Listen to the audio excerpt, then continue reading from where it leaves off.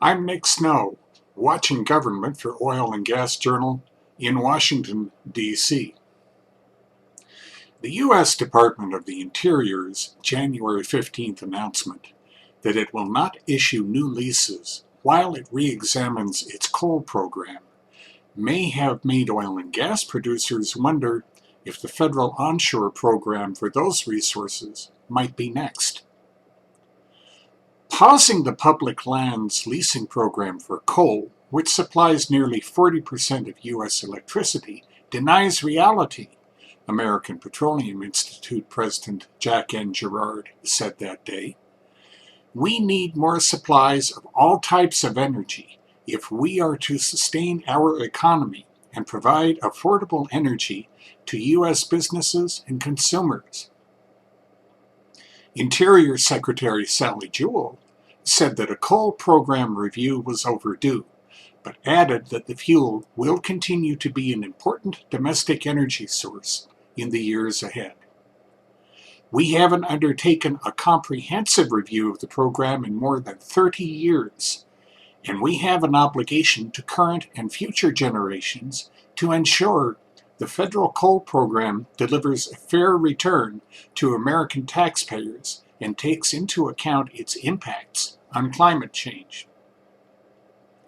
The review will examine concerns that the Government Accountability Office, Interior's Inspector General's Office, members of Congress, and the general public have expressed, DOI said.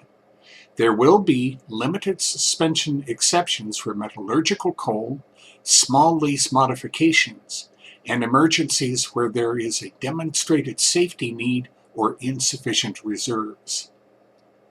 In addition, pending leases which have already completed a National Environmental Policy Act analysis already and received a final record of decision or decision order under existing regulations will be able to complete final steps for getting a lease or modification, DOI said. Jewell also announced federal coal program reforms, which include establishing a publicly available carbon emissions database from fossil fuels developed on public lands, requiring U.S. Bureau of Land Management offices to publicly post online pending requests to lease coal or reduce royalties, and facilitating the capture of waste mine methane. Could federal onshore oil and gas leasing be suspended next for a similar review? Not necessarily, said Kathleen Sagama, Vice President for Public and Government Relations at the Western Energy Alliance in Denver. At this point, we don't see Interior doing the same to oil and gas because it's concentrating on achieving the same basic result through a slew of regulations, she told OGJ in a January 19th email.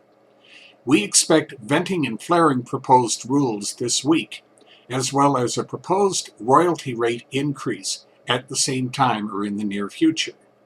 These, combined with several other regulations already finalized or in the works, will continue to devalue the federal mineral estate and further drive producers off public lands, Sagama said.